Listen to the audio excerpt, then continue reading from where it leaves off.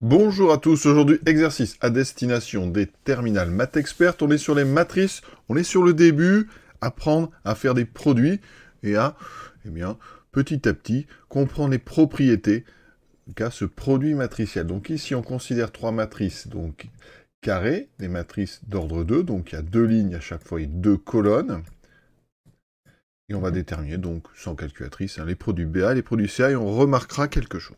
Pour information, si on prend n un entier naturel non nul, donc dans n étoiles, les matrices carrées d'ordre n, c'est-à-dire à n lignes et n colonnes, eh bien ça forme un ensemble stable par combinaison linéaire et par produit. On le note avec un m majuscule, ici un petit n en indice, et ici la nature des coefficients. Si vous prenez des coefficients complexes, on notera ça à mn de c. Si on met des coefficients qui sont des entiers relatifs, on mettra mn de z. En terminale maths experte, on est la plupart du temps dans des matrices à coefficients réels. Et vous voyez que dans cet exercice, on a des matrices d'ordre 2, c'est-à-dire des matrices carrées avec deux lignes de colonnes. Elles sont donc dans ce qu'on appelle M2 ici. Alors, là, c'est pas précisé, mais ce sont des coefficients réels. M2, on aurait pu aussi ici mettre M2 de Z, puisque je n'ai mis que des entiers relatifs. Donc, revenons sur la stabilité. Quel que soit alpha et bêta un couple de réels, donc dans R2, R2, je rappelle que c'est un produit cartésien, R croix R. La première ici est dans R, la deuxième est dans R, donc dans R2, pour simplifier, ce n'est pas un carré, ce sont des couples de réels. Quel que soit le couple de matrices Mn, donc dans Mn de R au carré, c'est-à-dire un produit cartésien, Mn de R croix Mn de R, c'est-à-dire que chacune des deux matrices est une matrice carrée d'ordre n, eh bien la stabilité, par combinaison linéaire, ça veut dire que alpha m plus bêta n appartient aux matrices donc carrées d'ordre n aussi, avec des coefficients dans R, et le produit aussi. Donc, vous voyez, stabilité par combinaison linéaire et par produit. Toutes ces propriétés et quelques autres nous amèneront, quand on est dans le supérieur, vers la notion d'espace vectoriel. On vous en reparlerai plus tard. Donc maintenant, calculons ces produits BA et CA. Pour information, si on prend n un entier naturel non nul, donc dans n étoiles, les matrices carrées d'ordre n, c'est-à-dire à n lignes et n colonnes, eh bien ça forme un ensemble stable par combinaison linéaire et par produit. On le note avec un m majuscule, ici un petit n en indice, et ici la nature des coefficients. Si vous prenez des coefficients complexes, on notera ça à mn de c. Si on met des coefficients qui sont des entiers relatifs, on mettra mn de z. En terminale maths experte, on est la plupart du temps dans des matrices à coefficients réels. Et vous voyez que dans cet exercice, on a des matrices d'ordre 2, c'est-à-dire des matrices carrées avec deux lignes de colonnes. Elles sont donc dans ce qu'on appelle M2 ici. Alors, là, c'est pas précisé, mais ce sont des coefficients réels. M2 de R. On aurait pu aussi ici mettre M2 de Z, puisque je n'ai mis que des entiers relatifs. Donc, revenons sur la stabilité. Quel que soit alpha et bêta un couple de réels, donc dans R2, R2, je rappelle que c'est un produit cartésien, R croix R. La première ici est dans R, la deuxième est dans R, donc dans R2, pour simplifier, ce n'est pas un carré, ce sont des couples de réels.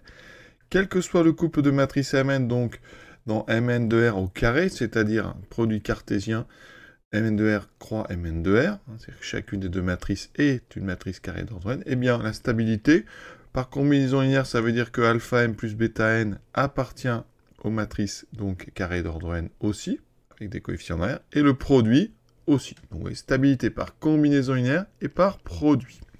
Toutes ces propriétés et quelques autres nous amèneront, quand on est dans le supérieur, vers la notion d'espace vectoriel. On vous en reparlerai plus tard. Donc maintenant, calculons ces produits BA et CA.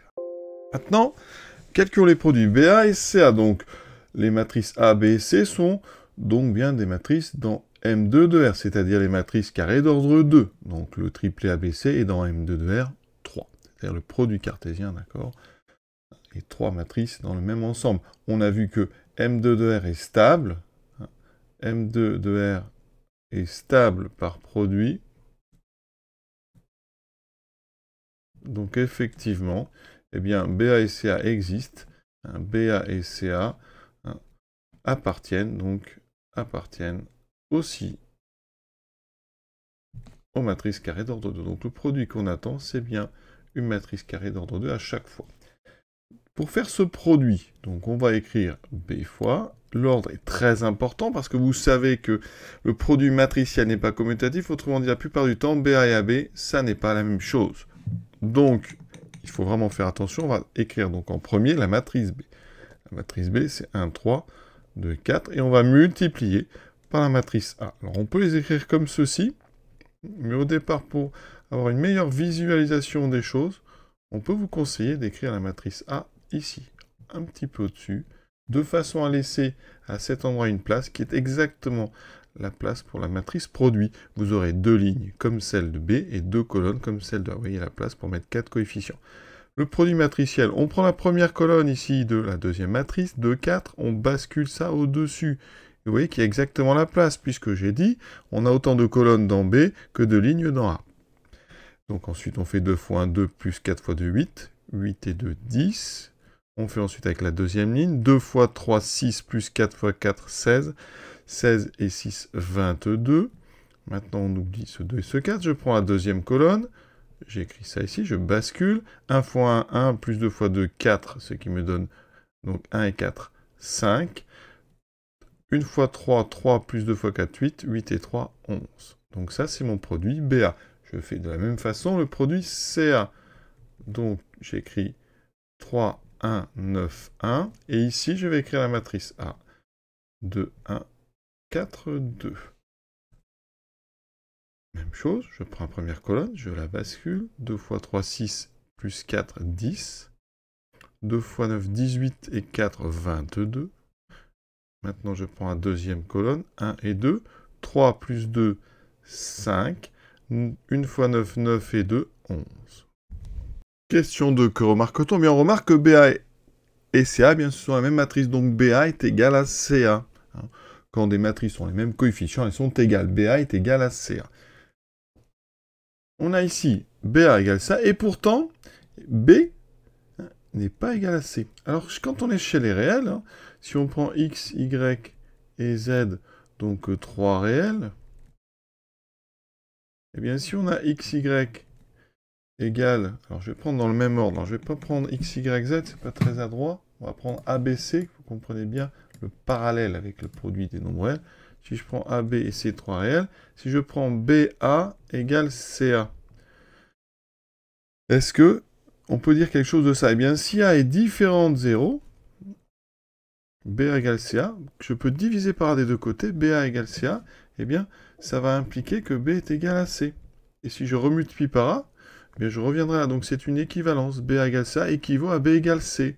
Eh bien, en mathématiques, on dit que l'élément A est régulier. C'est-à-dire, si B égale CA, B égale C. Et chez les réels, tous les éléments non nuls sont réguliers. C'est-à-dire que dès que vous avez BA égale CA, vous pouvez diviser par A ou multiplier par l'inverse de A, et ça fera B égale C. Eh bien, chez les matrices, ça n'est pas pareil.